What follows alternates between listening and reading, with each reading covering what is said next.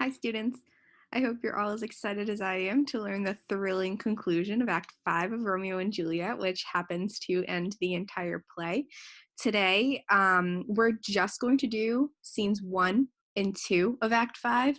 Lucky for you, much to your excitement, I'm sure. There were only 3 scenes in total in Act 5, so that means that tomorrow we learn the end of the play and we only have one more scene to read tomorrow. However, it is the longest scene in the text because of all the drama and because of all of the crazy things that happen during it. So we'll get to that tomorrow, but for today, just scenes 1 and 2 to get us into Act 5.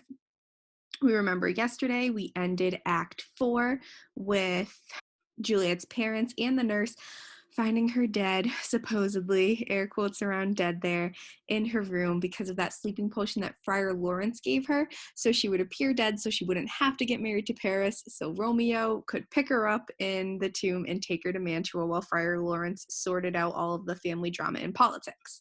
So now we're going into Act 5, and it starts in Mantua, where Romeo is, where he is exiled. So the scene opens with Romeo, and he's just walking around thinking aloud about this strange dream that he had the night before. Apparently, in the dream, he was dead, and Juliet brought him back to life by kissing him.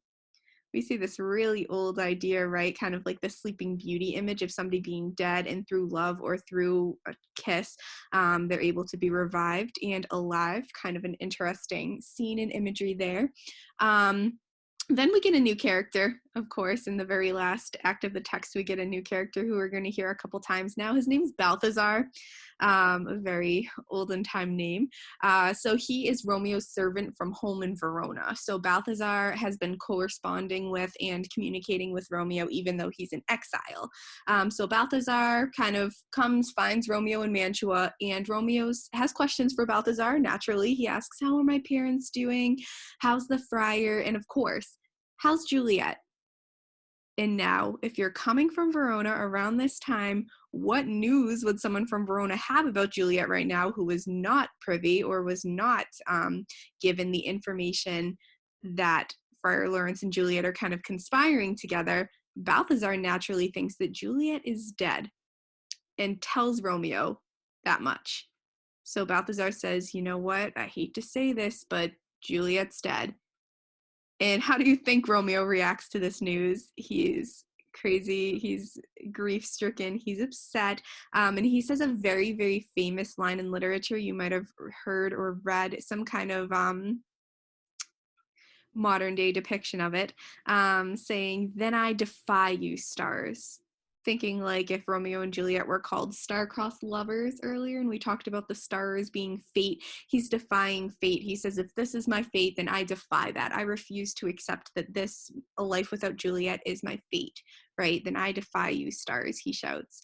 So he's kind of looking crazy right now, and Romeo just sends Balthazar away. He goes, I need to be alone, right? I'll meet you in Verona a little later. We'll see why later. And then Romeo starts walking around looking for an apothecary. So that's like a medicine man. We remember that's kind of like what Friar Lawrence is. He deals with herbs and he deals with those kind of drugs that can do certain things. So he's looking around for somebody who sells medicine. And this is what he says. It's an important part of the text to understand, so we'll read it in Shakespearean language and then we'll break it down together as we usually do. Well, Juliet, says Romeo, I will lie with thee tonight. Let's see for means. O mischief, thou art swift to enter in the thoughts of desperate men.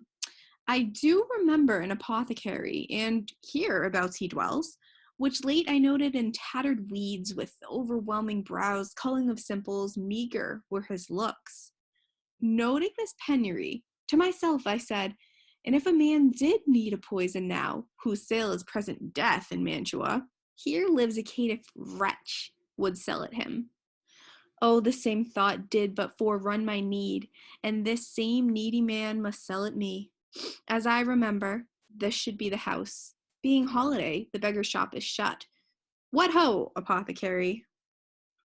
So what does this all mean? Romeo says, well, Juliet, I will lie with thee tonight. He's speaking to Juliet in heaven, he thinks, in your tomb tonight. Let's see in what way, right? dead or alive, kind of. He says, "Oh, mischief, thou art swift to enter in the thoughts of desperate men." So he says desperate men have desperate thoughts, and mischievous or bad thoughts are quick to enter into minds of those who are desperate. He says he's desperate with desperate thoughts, and let's see what'll happen.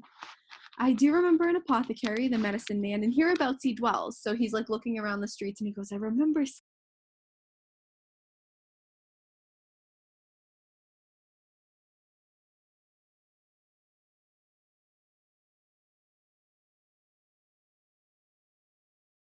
seeing a medicine man somewhere. Oh, he lives right there. That's where he sells his stuff."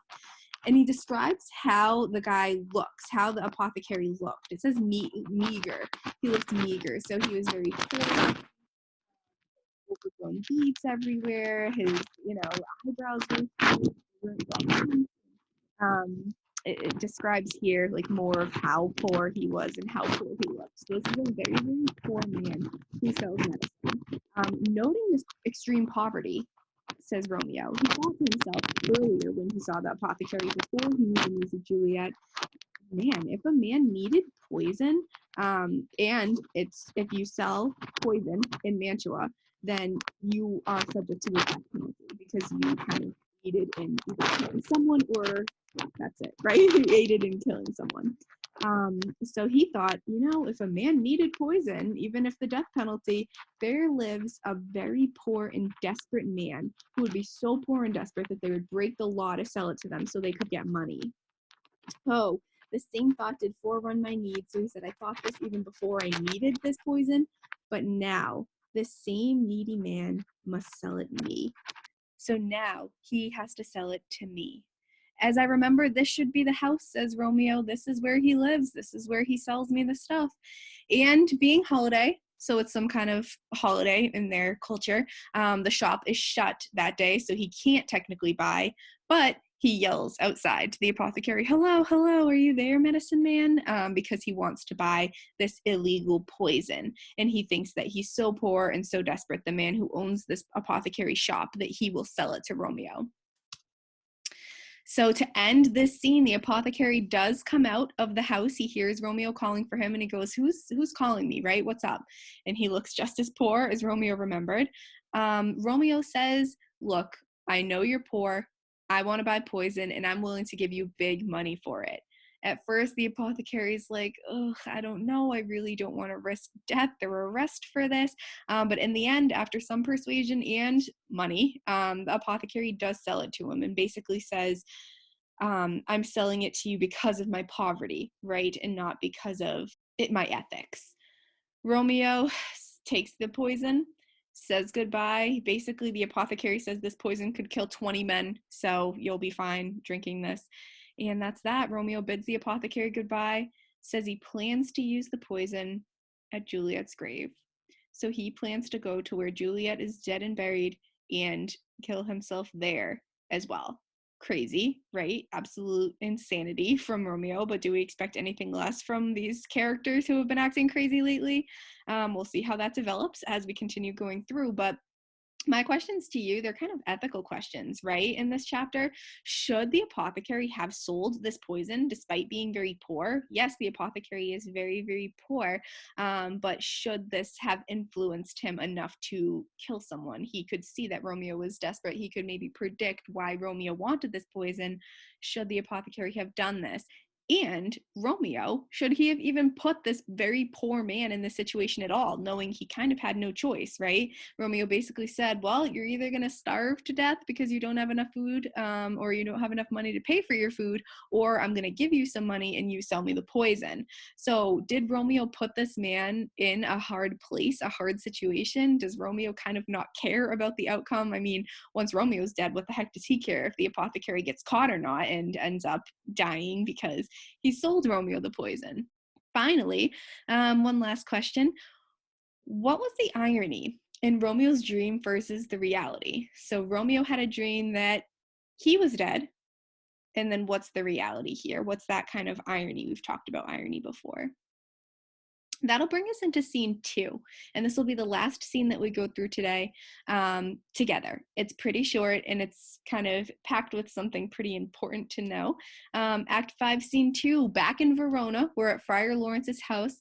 Friar John, his friend, returns to the home. So you might remember last act, Act 4, Friar Lawrence said to Juliet, I'm going to get one of my friends to send a letter, a message to Romeo explaining everything, explaining that you're not really dead and that we put a sleeping potion down, and to meet tonight at the grave so he can pick you up and bring you to Mantua. Friar John was responsible for bringing this letter. So Friar John was supposed to give the letter to Romeo, and Romeo was supposed to say, okay, great, like, I know that Juliet's not dead. Awesome. So Friar John comes back, and Friar Lawrence goes, oh, thank you for delivering the letter. What'd Romeo say? But Friar John says something really alarming. He says he could not deliver the letter. And I think that this reason for not delivering the letter is so fitting and pertinent for today's society. Wait till you hear. It says, suspecting that we, Friar John and his friend that he met up with, both were in a house where the infectious pestilence did reign, sealed up the doors and would not let us forth, so that my speed to Mantua there was stayed. I could not send it.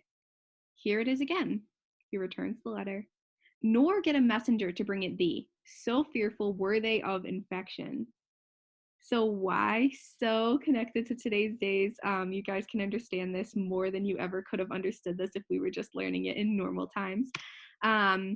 People suspected that him and his friend were both in a house recently where an infectious pestilence did reign. Pestilence means a very infectious plague, and reign means rule.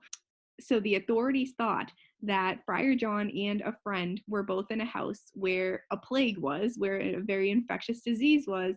And so they sealed up the doors and would not let us forth. They were quarantined. They got quarantined. And that meant that his speed to Mantua there was stayed. He could not go to Mantua. He was stuck wherever he got stuck, and he could not make it to Mantua to deliver the letter. So he says, I can't send it. Here's the letter back, and that with that letter has all the information that Romeo needs about Juliet, and he couldn't even get a messenger to bring it to Mantua because they were so fearful that they would get the infection that perhaps Friar John and his friend were exposed to by visiting that house with the plague. So they were nervous to even touch that letter because they thought that they would get infected. So not even a messenger would bring it out of fear of infection. So connected to today's society. Thought it was super interesting there. So, moral of the story, Romeo did not get this information that was very necessary, and Friar John, understandably so, is kind of panicked and upset. He knows, oh gosh, like something bad could happen if Romeo doesn't know and gets the news that Juliet is dead. So he says, fine, okay, thank you for that information. I'll send another letter, but for now, I guess I have to just go alone and pick up Juliet from the tomb because that's a concern too. He goes, okay, Romeo doesn't know that Juliet is really alive. That's his number one concern. And then number two, Juliet's going to wake up in this tomb all alone when she expected that Romeo and or Friar Lawrence would be there, and she's going to be confused and she's going to be scared. So he goes, okay, she's going to awaken in like 4 hours, so I got to get to this tomb and I got to get her. Friar Lawrence is already behind, so he's heading there soon. He says, what I'll do is I'll hide her in my cell, so I'll just take her back here, and she can wait here until Romeo can sneak back to Verona to pick her up, take her to Mantua, and then the plan just goes as follows. So Friar Lawrence has to make a quick adjustment to his idea, to his original plan, and he's just like, fine, we can make this work. But some questions for you here as we end scene 2. How do you think Juliet will react not seeing Romeo there when she wakes up? So assuming Friar Lawrence isn't there and Romeo's not there, could she panic? What might happen? And then what other complications could arise from this plot development? So we have a very life or death moment here, thinking about what things could happen because of this in the text. So this was pretty easy today. These first 2 scenes, they were semi-quick because tomorrow's is kind of long. So I'll tell you what your assignment is going to be for today, show you the Google form per usual. You know where to find it in the description of the video. And tomorrow we'll finish the play. So my students, what is your Wednesday, May 13th assignment? First, your name, as always. What do you think Romeo means when he says, I defy you stars in Act 5, Scene 1? So a very popular expression here. We might hear it in modern day talk. If you paid attention during the slideshow, I think you should know exactly what he means. A question here, ethically, in your opinion, do you think the apothecary should have sold this poison despite being very poor? Should he still have sold the poison, compromised his morals, compromised the law? Um, or I want you to answer both of these questions. Should Romeo have even put this very poor man in this situation at all, knowing he'd have no choice? So was that kind of manipulative of Romeo, or do you feel like Romeo kind of had no choice here? Um, what was the irony in Romeo's dream at the beginning of the scene versus the reality? Think about what irony is, right? Opposite of expectation, and how could there be some kind of irony there? Explain in your own words. So, this is a comprehension question here. I just want to make sure you're paying attention and understand why Friar John was not able to deliver Friar Lawrence's letter to Romeo. 1, 2 full sentences there. How do you think Juliet will react to not seeing Romeo there when she wakes? And what complications can you see arising from this plot development, as in Romeo not being able to get this letter? So you can kind of make some predictions or think about, assuming you don't know how this story might end. What are some predictions, complications that you have that might arise? There's no certain sentence limit here, but I would like you to put a little bit of thought into this, right? Maybe 2 or 3 sentences, I would hope. I acknowledge that I will receive an extra copy of today's notes via email tomorrow because you're going to get the whole Act 5 at once. Because this is a shorter day, I acknowledge that I will use my extra time to make up assignments if necessary. So this is kind of a shorter day of questions, a shorter day of lecture. Because of that, I would like you, if you owe me anything, to get those things done. So look through past videos, look through past Google Forms, and get those into me so you get a grade for that, so you can make sure that you pass on to your next grade next year. If I have any questions, comments, concerns about today's material or any material, I can reach out to Miss Duquette. Yes, Miss Duquette, I understand that. Like always, you check that off and you're done for the day, as long as you're all caught up with everything else. Again, any problems, let me know. I look forward to finishing the play with you tomorrow, and I'll talk to you all later. Bye.